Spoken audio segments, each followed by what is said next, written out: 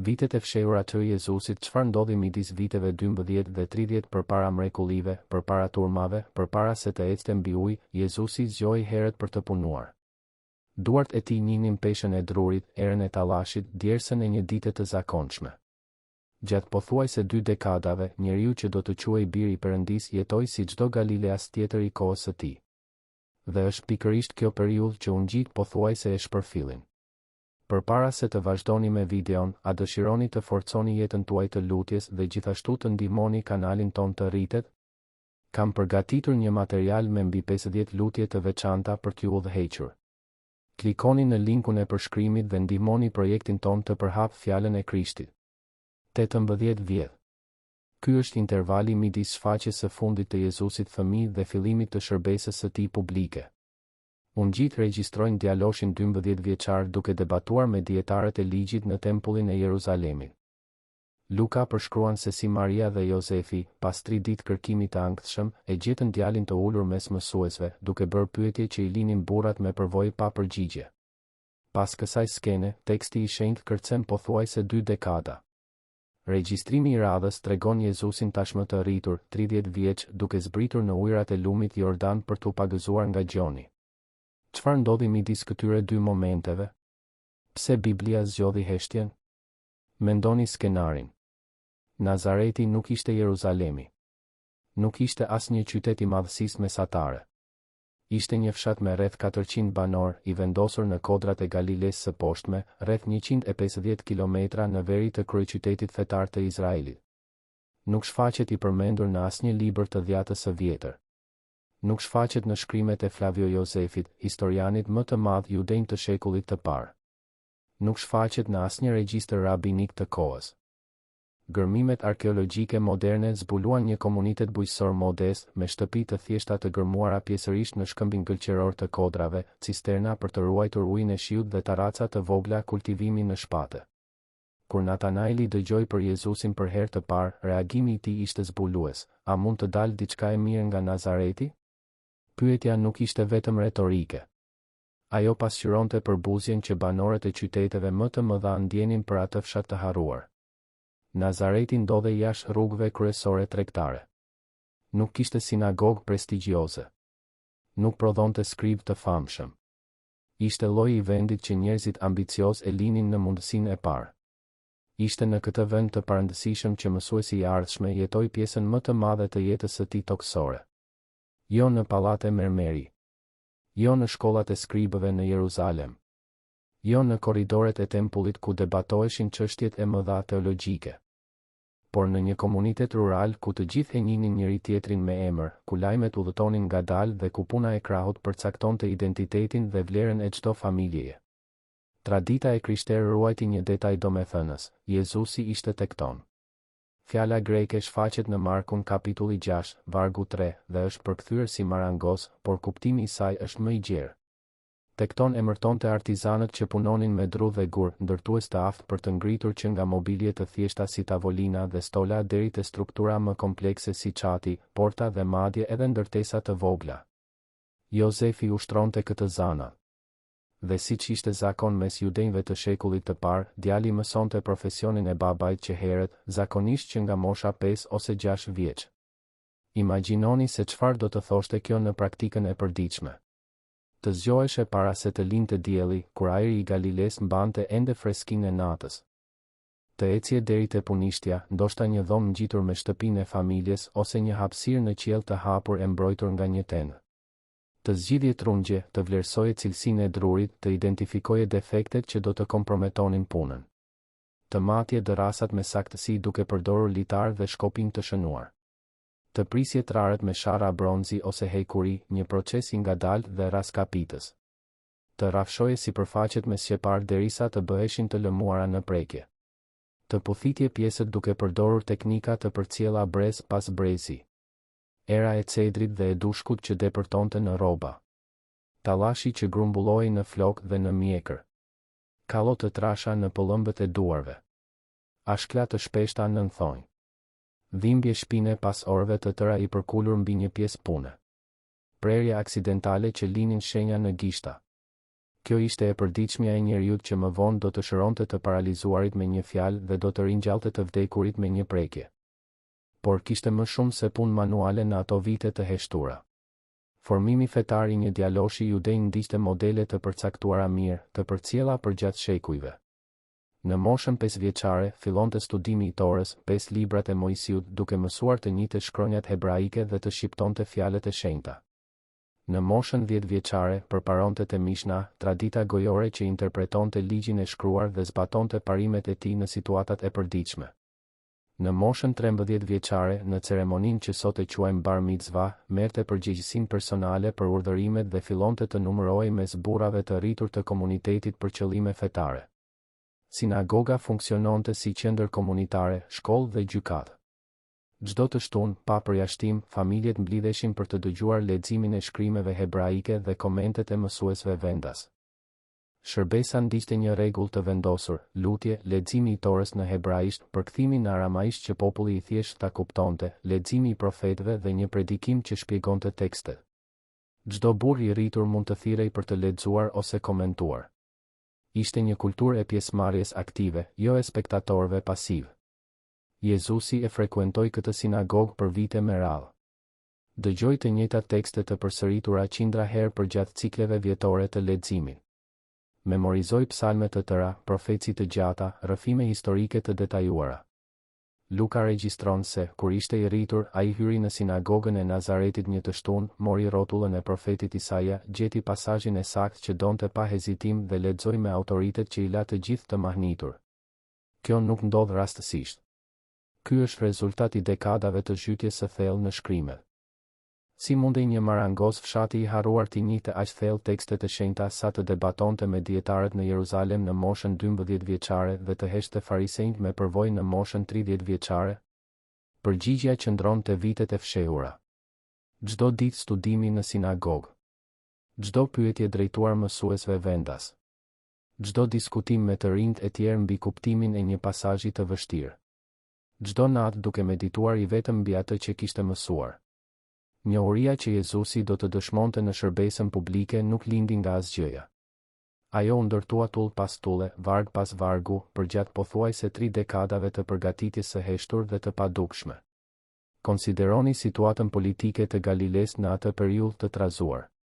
Roma e sundonte rajonin që prej 63 viteve para Krishtit, kur generali Pompeu pushtoi Jeruzalemin pas një rrethimi brutal. Territori ishte I ndarë në provinca dhe tetrarki, të qeverisura nga një kombinim I autoriteteve romake dhe mbretërve marionet të dinastisë herodiane. Taksat ishin brutale, të projektuara për të nxjerrë sa më shumë që të ishte e mundur nga popullsia e nënshtruar.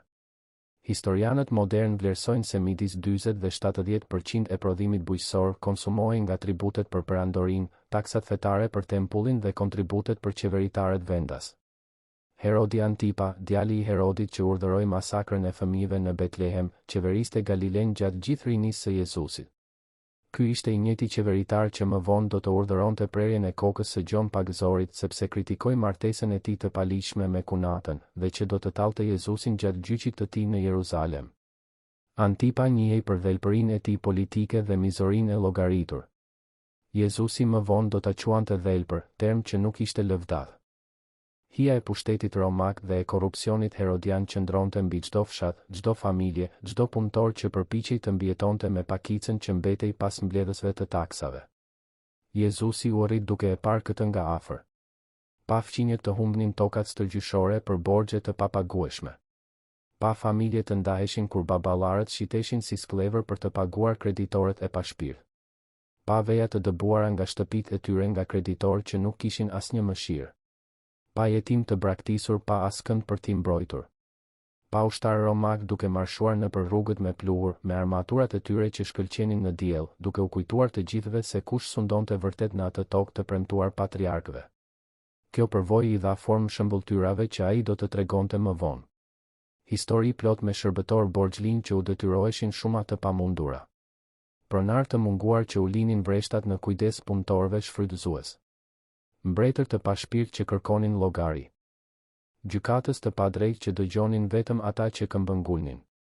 Administrator të pandershëm që falsifikonin regjistrat. Nuk ishte teori abstrakte e mësuar në libra. ishte jeta reale e vëzhguar ditë pas dite gjatë dekadave formuese. Ungjit përmendin se Jezusi kishte vëllezër dhe motra. Mateu kapitulli 13 liston 4 vëllezër me emër: Jakobi, Jozefi, Simoni dhe Juda. Motrat nuk emërohen, siç ishte zakoni i kohës në lidhje me gratë, por shumësi tregon të paktën 2. Kjo do të thotë një familje me të paktën 7 fëmijë, ndoshta më shumë, e mbajtur nga puna e një artizani në një fshat të varfër të një rajoni të pushtuar nga një perandori e huaj. Dinamika familjare e atyre viteve mbetet e mbështjellë me heshtje. Ajo që dim është se Jozefi zhduket plotësisht nga rrëfimi biblik pas episodit në tempull. Nuk përmendet në pagëzimin e Jezusit, as në mrekullitë që pasuan, as në predikimet, as në kryqëzim. Maria shfaqet e vetme në disa raste të rëndësishme. Tradita e krishterë përgjithsisht supozon se Jozefi vdiq në një moment gjatë viteve të fshehura, ndoshta kur Jezusi ishte ende adoleshent. Nëse kjo ndodhi, Jezusi do të kishte marrë përgjegjësinë e të parlindurit. Në kulturën judenje, kjo nuk ishte një nder i kodh. Do të thoshte të bëheshe kreu i familjes. Të kujdeseshe për nënën e vet. Të ndihmoje në mbajtjen e vëllezërve më të vegjël derisa ata të mund të pavarësoheshin. Të negocionte martesat për motrat. Të mbante punishten në punë për të garantuar të ardhurat. Të përfaqësonte familjen në transaksione ligjore dhe mosmarrëveshje komunitare. Ishte një peshë e konsiderueshme për shpatulla të reja. Vini re se çfarë nënkupton kjo.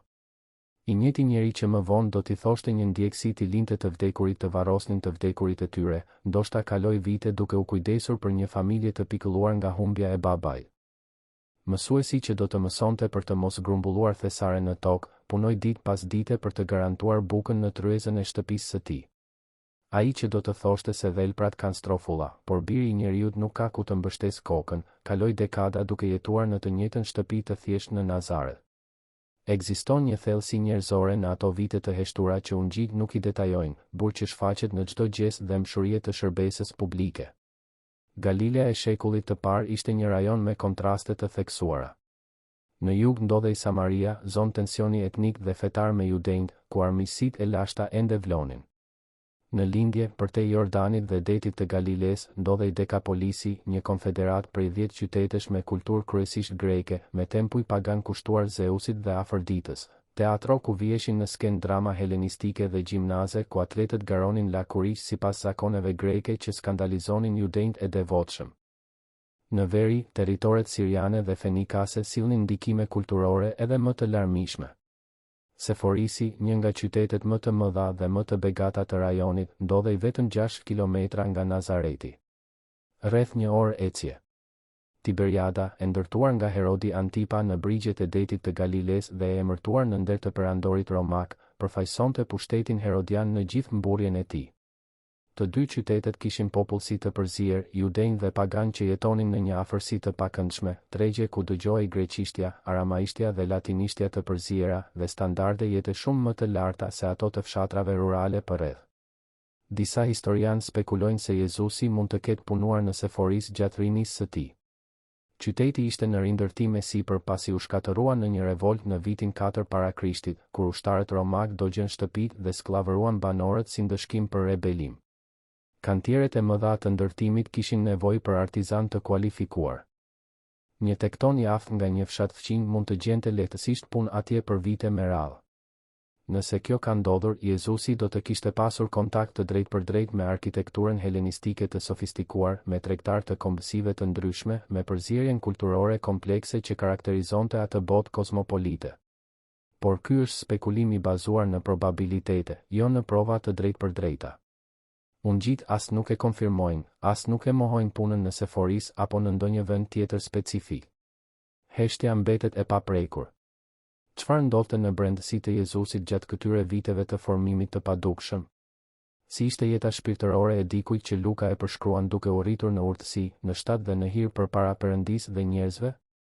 Disa tekste apokrife, të shkruara shekuj më vonë nga autorë që donin të kënaqnin kuriozitetin që ungjit kanonik nuk e kënaqnin, u përpoqën të mbushnin boshllëqet me histori fantastike. Ungjilli i fëmijërisë i Thomait përshkruan një Jezus fëmijë duke bërë zogj prej balte dhe duke u dhënë jetë me një frym, duke mallkuar fëmijët që e inatosnin, duke ringjallur të vdekurit rastësisht si demonstrim fuqie.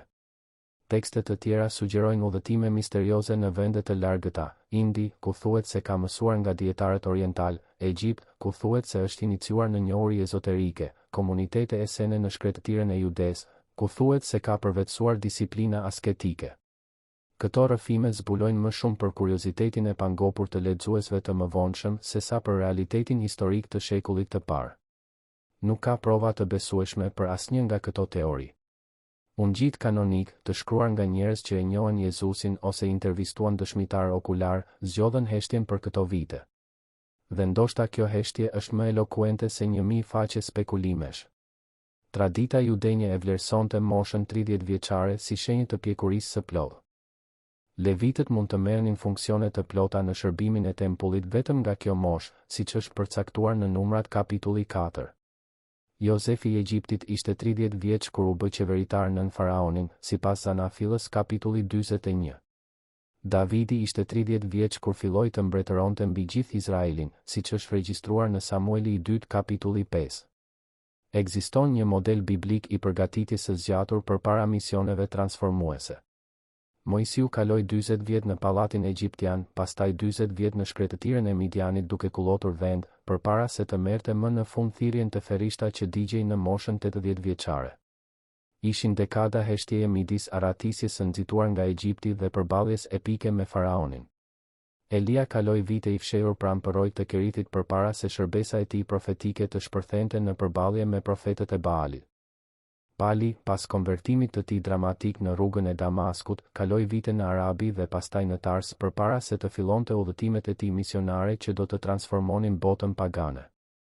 Modeli përsëritet përmes shkrimeve. Thirrjet e mëdha kërkojnë periudha të gjata të formimit të padukshëm. Jezusi nuk ishte përjashtim nga ky model hyjnor. Përpara se të u fliste turmave, ai dëgjoi në heshtje. Përpara se të mësonte me autoritet, ai mësoi me përulësi. Përpara se të udhëhiqte dishepujt, ai I shërbeu familjes së tij. 18 vitet e heshtjes nuk ishin boshllëk I çuar dëm. Ishin themel I ndërtuar me kujdes. Mendojeni këtë për një moment. Kur Jezusi më në fund hapi gojen për të predikuar në sinagogat e Galiles, fjalët e tij nuk ishin të një fillestari që provonte ide për herë të parë. Ishin të dikujt që kishte kaluar pothuajse 3 dekada duke vëzhguar gjendjen njerëzore nga afër, duke reflektuar mbi kuptimin e shkrimeve në heshtje, duke u pjekur në bashkësi intime me Atin. Çdo shëmbulltyr për farat që bien në lloje të ndryshme tokash vinte nga vitet duke parë bujqit duke mbjell dhe korrur në shpatet e Galiles. Çdo histori për rrjetat e hedhura në det mbante përvojën e njohjes së peshkatarëve që punonin në liçenin aty pranë. Çdo referencë për vend dhe barind pasqyronte vëzhgimin e vëmendshëm të kopeve që kullotnin në kodrat rreth Nazaretit. Përballja me farisejnë dhe skribët që do të shënonte aq shumë nga shërbesa publike, nuk ishte improvizim I momentit. Ajo sillte saktësinë kirurgjikale të dikujt që kishte studiuar çdo detaj të ligjit dhe të profetëve gjatë dekadave. Kur Jezusi citonte Mojsiun, Isain ose psalmet, ai nuk po konsultonte shënime. Ai po hynte në një rezervuar njohurish të grumbulluara gjatë viteve të memorizimit dhe meditimit. Autoriteti që mahniste turmat nuk vinte nga asgjëja. Ai ishte farkëtuar në heshtje. Predikimi në mal, me lumturitë e tij revolucionare dhe interpretimet e tij radikale të ligjit, nuk lindi në një moment frymëzimi të papritur ndërsa Jezusi ngjitej në një kodër me dishepuj. Lindi nga mira orë duke medituar mbi shkrimet në agimet e heshtura. Lindi nga dialogët intim me Perëndin në lutje që askush nuk I dëshmoi. Lindi nga vitet e përpunimit të padrejtësive dhe vuajtjeve të dëshmuara në Galilen e pushtuar. Lindi nga dekadat e vëzhgimit të distancës midis asaj që fetarët predikonin dhe asaj që praktikonin. Thellësia e atij mësimi pasqyron thellësinë e atyre viteve të fshehura. Pse ungjit nuk tregojnë më shumë për këtë periudhë formuese? Pse Mateu, Marku, Luka dhe Gjoni zgjodhen heshtjen për pothuajse 2 dekada të jetës së Jezusit? Ndoshta sepse qëllimi I teksteve të shenjta nuk ishte kurrë të kënaqnin kuriozitetin biografik modern. Ungjit janë shpallje, jo biografi në kuptimin bashkëkohor. Ata fokusohen në atë që autorët, të frymëzuar nga fryma e shenjtë, e konsideronin thelbësore për besimin, mesazhi I mbretërisë së Perëndisë, shenjat e mrekullueshme që konfirmonin identitetin e Jezusit, vdekja shpërblyese në kryq, ringjallja fitimtare që mundi vdekjen. Vitet e përgatitjes i shërbyen qëllimit të tyre duke përgatitur. Nuk kishin nevojë të rrëfeheshin në detaje për të përmbushur funksionin e tyre në planin hyjnor. Ndoshta edhe sepse heshtja fton në identifikim personal. Jezusi jetoi një jetë dukshëm të zakonshme përpara se të jetonte një jetë të jashtëzakonshme që ndryshoi historinë. Punoi me duar, studioi shkrimet, pësoi humbje familjare, mbajti përgjegjësi shtëpiake, u përball me monotoninë e ditëve që dukeshin të njëjta. Kushdo që lexon Ungjilin mund ta njohë veten në këto vite të papërshkruara. Mund të imagjinoj se dekadat e veta të rutinës së padukshme, të punës së paçmuar, të rritjes së heshtur, mund të jenë gjithashtu përgatitje për diçka më të madhe që ende nuk mund ta shoh. Vitet e fundit para shërbesës publike ruajnë misteret e tyre. Në një moment, Jezusi e diti se ishte koha për t'u larguar. Lajmi për Gjon Pagëzorin që predikonte në shkretëtiren e Judes, në brigjet e lumit Jordan, arriti në Galile dhe trazoi zemrat kudo. Turmat zbritnin nga fshatrat drejt luginës së Jordanit, duke rrëfyer mëkatet publikisht, duke u shtytur në ujëra si shenjë pendimi dhe përgatitjeje për diçka të re që po vinte. Diçka po ndodhte në historinë e Izraelit. Pritja mesianike, gjithmonë latente në zemrën e shtypur judenje, merrte një intensitet të ri me predikimin gjëmues të profetit të shkretëtirës. Jezusi e la Nazaretin. La punishten e marangozit me veglat e tij të njohura. La vëllezërit që ndoshta nuk e kuptonin vendimin e tij. La nënën që i ruante të gjitha këto gjëra në zemrën e saj që nga shpallja e engjëllit. Eci 120 kilometra rrugë me pluhur deri në luginën e Jordanit. Kaloi përmes Samarisë ose u rrotullua nga lugina e Jordanit, siç bënin judenjtë që donin të shmangnin territorin samaritan. Zbriti shpatet deri në pikën më të ulët të sipërfaqes toksore, ku lumi gjarpëronte mes palmave të hurmave përpara se të derdhej në detin e vdekur. Hyri në radhën e mëkatarëve që prisnin pagëzimin. Nuk u identifikua si i ndryshëm. Nuk kërkoi privilegje. Nuk njoftoi se kush ishte. Thjesht priti radhën e tij si çdo Galileas tjetër i penduar. Dhe kur Gjoni e pa duke u afruar, diçka ndodhi. Profeti që përballte turmat me guxim, hezitoi. Unë kam nevojë të pagëzohem prej teje, dhe ti vjen tek unë? Por Jezusi këmbënguli. Lëre tani, sepse kështu na takon të përmbushim çdo drejtësi. Dhe kur doli nga ujërat e Jordanit, qiejt u hapën në atë mënyrë që të pranishmit mundën ta dëshmonin. Fryma e Perëndis zbriti në formë të dukshme si një pëllumb, duke qëndruar mbi të. Dhe një zë gjëmoi nga qielli, i dëgjueshëm për çdo që kishte vesh për të dëgjuar. Ky është biri im i dashur, në të cilin jam kënaqur. Vitet e heshtura përfunduan në atë moment në brigjet e lumit. Filluan 3 vitet që do të ndryshonin historinë e njerëzimit. Por asgjë nga ajo që erdhi më pas nuk mund të kuptohet siç duhet pa atë që erdhi më parë. Shërimet e mrekullueshme që Jezusi do të kryente gjatë shërbesës së tij tregonin një njeri që e njihte vuajtjen njerëzore nga afër, jo nga larg.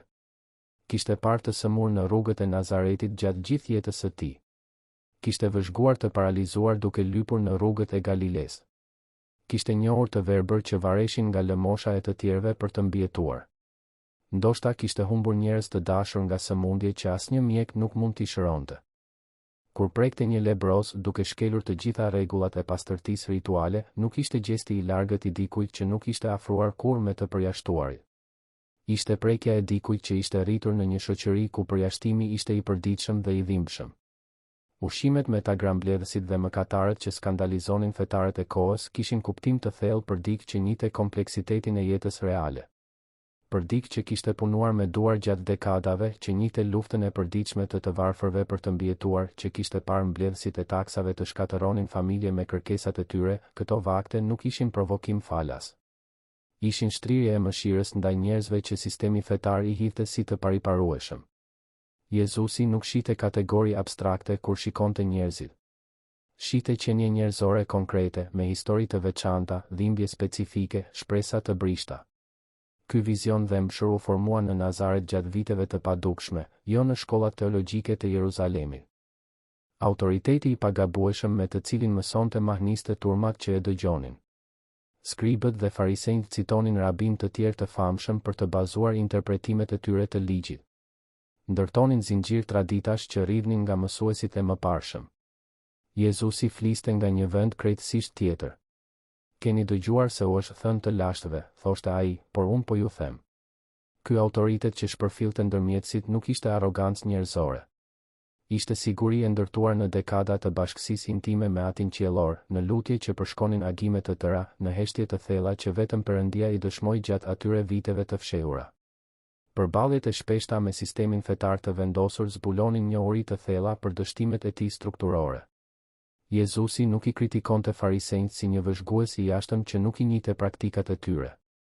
I kritikonte si dikush që njihte çdo detaj të traditave gojore, çdo hendek midis asaj që predikonin në publik dhe asaj që praktikonin në privat, çdo peshë të padurueshme që vendosnin mbi shpatullat e njerëzve të thjeshtë ndërsa nuk lëviznin asnjë gisht për t'i ndihmuar. Kjo njohuri e saktë nuk lindi në mënyrë magjike kur ai mbushi 30 vjeç. Ajo u grumbullua me durim në sinagoga, në debate jo formale, në vëzhgime të vëmendshme gjatë pothuajse 3 dekadave të jetës komunitare. Zgjedhja e 12 apostujve dëshmon një ndjeshmëri të jashtëzakonshme për të lexuar karakterin njerëzor. Peshkatar të vrasht si Pietri dhe partnerët e tij. Një tagrambledhës i përbuzur si Mateu. Një zelot nacionalist si Simoni. Personalitete aq të ndryshme sa mund të hynin lehtësisht në konflikt të dhunshëm, duhej të funksiononin si një ekip i bashkuar. Si e zhvilloi Jezusi këtë aftësi të jashtëzakonshme për të dalluar potencialin aty ku të tjerët shihnin vetëm kufizime? Vite duke jetuar me lloje të ndryshme njerëzish në rrugët e Nazaretit, në kantieret e ndërtimit të Seforisit, në udhëtimet tregtare në përgjith rajonin. Vitet e fshehura ishin një shkollë intensive e njerëzimit. Konsideroni shëmbulltyrat që tregoi Jezusi. Mbjellësi që del të mbjell dhe gjen lloje të ndryshme tokash. Gruaja që fshin gjithë shtëpinë duke kërkuar një monedhë të humbur. Bariu që lë 99 dhend në vath për të kërkuar atë që humbi në male. Babai që pret me ankth në rrugë, ditë pas dite, djalin që u largua në vende të largëta. Njeriu që zbulon një thesar të fshehur në një fushë dhe shet gjithçka për ta blerë. Tregtari që kërkon perla të çmuara kudo derisa gjen atë me vlerë të pakrahasueshme. Çdo imazh vjen nga një botë që Jezusi e njohu intimisht përmes përvojës së drejtë për drejtë. Nuk janë ilustrime akademike të shpikura për t'i bërë konceptet abstrakte më të kapshme. Janë fragmente të jetës reale, të vëzhguara gjatë viteve në kodrat e Galiles, në tregjet e fshatrave, në bisedat pranë puseve, në fusha gjatë korjeve. Shëmbulltyrat kanë erë toke, teksturë të së përditshmes, peshë të njerëzimit të jetuar.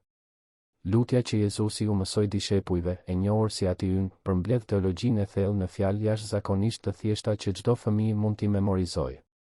Ati ynë që je në qiej. U shenjtëroft emri yt. Ardh mbretëria jote. U bëft vullneti yt si në tokë ashtu edhe në qiell.